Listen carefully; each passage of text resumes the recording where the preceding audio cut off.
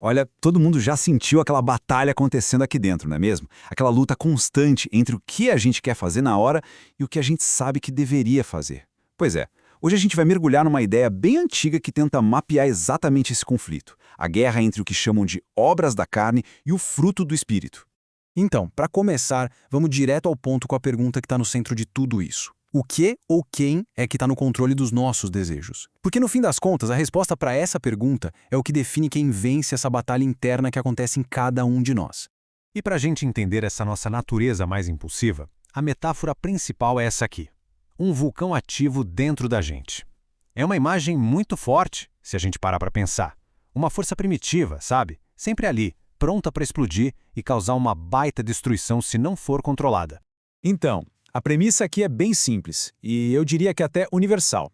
A vida é um verdadeiro campo de batalha interior. E não estamos falando de lutar contra inimigos lá fora, mas de uma guerra que é travada aqui dentro, na nossa mente, no nosso coração.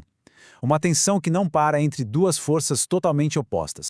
E esse slide aqui detalha bem os dois lados nesse campo de batalha. De um lado, o que se chama de natureza adâmica, aquela que é corrompida, mais instintiva, que tende para a desobediência. Do outro, a nova natureza, que é regenerada, guiada pelo espírito e que busca algo maior, mais elevado. A grande questão da existência, segundo esse ponto de vista, é decidir qual dessas duas naturezas a gente vai alimentar e deixar que nos defina.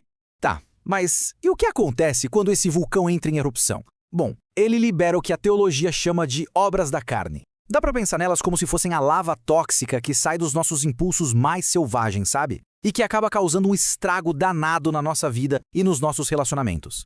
E o motor por trás de tudo isso é um conceito chamado concupiscência. O que é isso? Basicamente, um desejo muito intenso e geralmente desordenado. É como se fosse o combustível do vulcão, sabe? Aquela pressão interna que empurra a gente para ações que vão contra um ideal de vida mais equilibrado.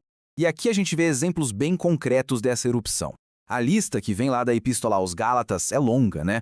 E ela vai desde questões de moralidade, como a imoralidade, até a destruição de relacionamentos, com inimizades, ataques de raiva, inveja. É um retrato bem claro de como uma vida sem controle pode se parecer. E qual é a consequência final de uma vida que é dominada por essas obras? O alerta é bem direto e bem sério. Quem vive dessa maneira não herdará o reino de Deus. É o resultado de deixar esse vulcão interno queimar tudo ao redor.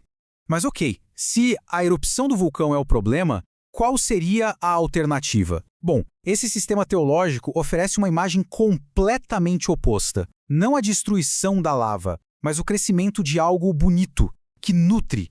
É o chamado fruto do espírito, que nasce de um caráter que foi transformado. Olha que contraste poderoso que esse slide mostra. De um lado, a inveja, uma obra da carne, que é descrita como uma doença que literalmente apodrece os ossos. E do outro, a alegria, um fruto do espírito.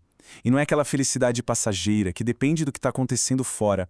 É um contentamento profundo que vem de dentro.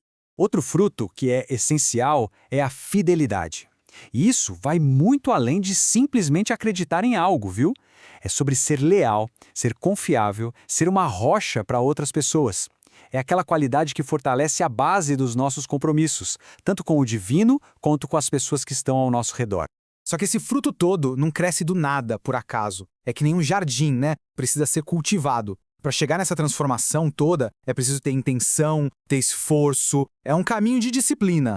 Então, como é que se doma esse vulcão? A resposta, segundo essa linha de pensamento, está em 3 práticas de disciplina. Primeiro, a oração, para buscar uma direção.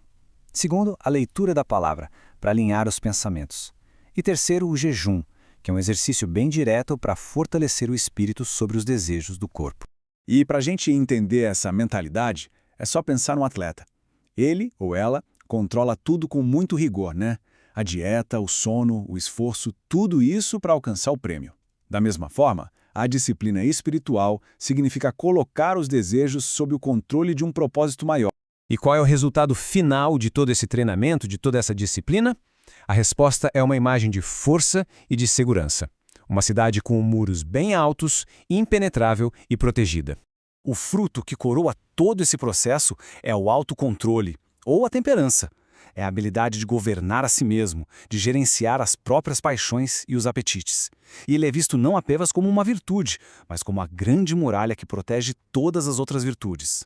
E isso nos leva a esta citação final, que é muito marcante. Uma pessoa sem autocontrole é como uma cidade sem muros, ou seja, completamente vulnerável. Por outro lado, a pessoa com o autocontrole é como uma fortaleza, segura e defendida de dentro para fora. E assim a gente termina com uma pergunta, para cada um refletir. Diante de toda essa batalha interna, a questão que fica é: esses muros interiores, eles estão sendo construídos ou estão sendo derrubados? A resposta, de acordo com essa visão, depende de qual das duas naturezas se escolhe alimentar a cada dia.